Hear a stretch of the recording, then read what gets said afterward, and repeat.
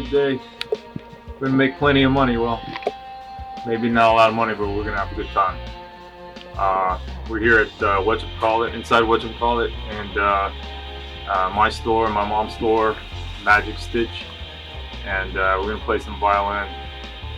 I did went ahead and post a Facebook post inviting people, but being that I did it last night, it's probably not wise, but need to work a little bit on my marketing skill. But hey, if we're in here by ourselves, we're just gonna have a great time, right, Mom? Hello, my name is Tina. I work for this alteration for 1993 from Mr. D and then Mr. Gary. And I'm still here. Help Danny.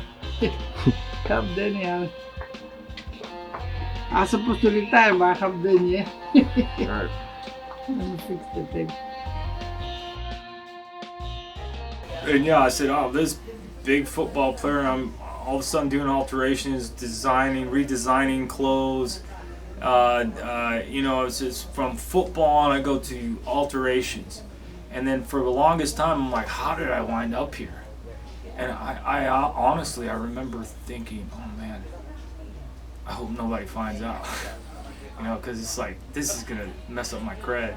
Like, especially with my former players, teammates, coaches. I'm like, what would they think if they saw me doing this? And then, you know what? And when it really comes down to it, I mean, I don't ask anybody for, to pay my bills or to live my life. So what I kept telling myself is I shouldn't ask permission to do what I want to do what I have to do. And who knows, we can sit here and say, oh, my life could have went through coaching, or I could have done something else, or this and that, but I choose not to. I choose to see that as a blessing, because I work with my mom and I love her above everything. What do you think of him as a sewer? Like, is he better than you? Yeah, he becoming better than me because he have more patience and he's young. He's younger and everything, and he got more patience with his work. And everybody come here, all the girls come here. I want to feel like a Miss America, and I want to feel special. The time they leave for the alteration room, I want to feel like the Miss America. They feel special.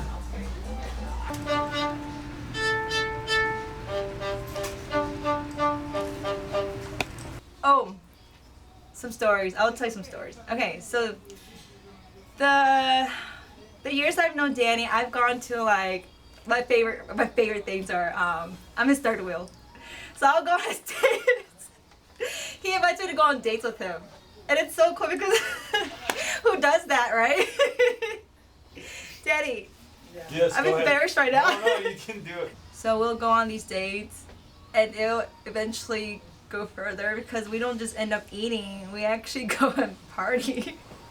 So we'll end up like going to like the club or the bars with music, and I end up dancing with his girls, like he's very family oriented, which I am too. So whenever we talk about family, like he understands me and I understand like whenever he's with his family. So Danny loves keeping everybody full of laughter. Danny loves his animals. He has a baby goat, and his name is Junior. You see that? He's just chilling, bro. Raised by wolves. He don't care what you put on him. Just as long as you pet him. I tell Danny to just keep going. He's got lots of awesome dreams, and he needs to keep going. And he needs to make this YouTube channel for the goat, darn it. We want to see the goat. Oh, you talking about Junior? Oh, yes. Like, what are your thoughts on Junior? I love Junior. I met Junior when his little horns was just tiny little nubs, like just little skin-covered nubs. And now he's like a cute little goatling. Alright, hold on, guy, hold on. We can go off slow. people are always looking over saying, what kind of dog is that? Like, they have no idea it's a goat. They're like, the only clue, they're like, is that a goat? But they can't fathom that there's a goat inside the car. Come on, look, bud.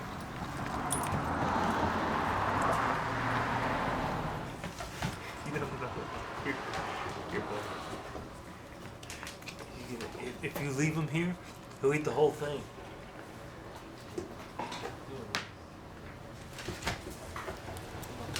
And you kind of answered it a little bit, but like, what made you want to make this documentary? Well, you see so many sides to Danny. You see like he's going to be a seamstress, or like he's gonna stitch prom dresses, and then you see him like out on a ranch and he's like firing off shots, and you see him talking about football, you see him talking about his love life, and these are just so many different sides to a different person that probably everybody has, but they're just not willing to admit that they have. And so you just typically see one side or one dimension of a person, and he's not afraid of that. He's not afraid to show who he really is and what his really true colors are. And I think that that's why I decided to ultimately do documentary, because there's just not too many people like him. Zipper man. Oh, well, I mean, I'm not a camera, so it's Oh okay. yeah, I saw that earlier. I didn't want to. Sorry.